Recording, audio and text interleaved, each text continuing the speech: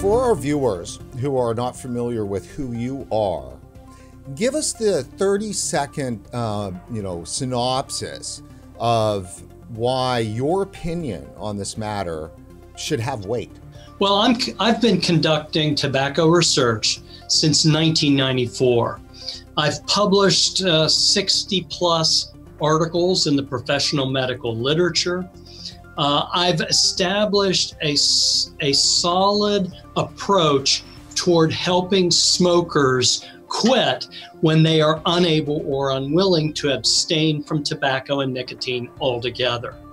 This involves switching them to satisfying but vastly safer smoke-free products. And for 20 years, I conducted a lot of research in smokeless tobacco, which is a completely misunderstood product as far as Americans and Canadians know.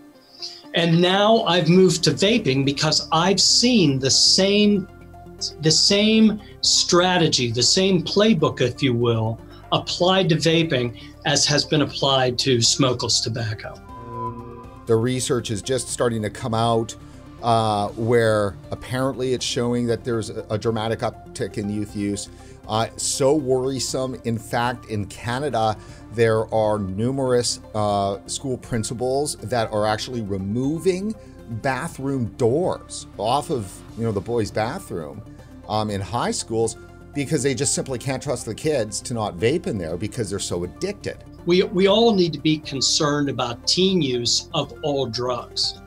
But this new crisis of vaping has been vastly overblown. Certainly there's now a great fear that vaping is taking over our adolescent or teen population. And that fear has been driven by anti-tobacco organizations that, well, let's just say it's sort of a fake epidemic. Recently, the FDA has responded to this epidemic with some rather strong words about possibly taking vape products off the market. The problem is this epidemic apparently has just arisen in 2018 because we have 2017 numbers and they don't look so serious. But now we're told, at least, that the vaping epidemic has expanded and we don't have the data, so it's a difficult problem. Now, you're describing exactly what's been happening in Canada. Seems to be just like 3 or 4 months behind. Exactly. As you said, it's fear, and fear is very transmissible. And so I'm sure Canada is adopting the same kinds of issues that the US now has.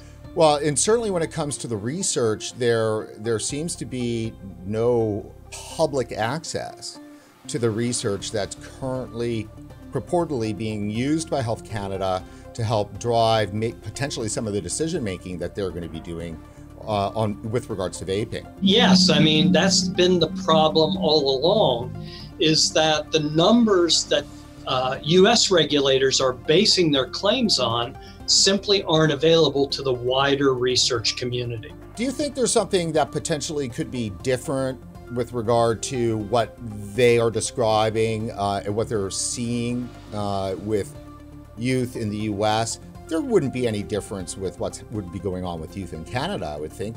It would be the same, would it not? Well, let's face it, kids try things. And that means that vaping's new and kids are going to try it.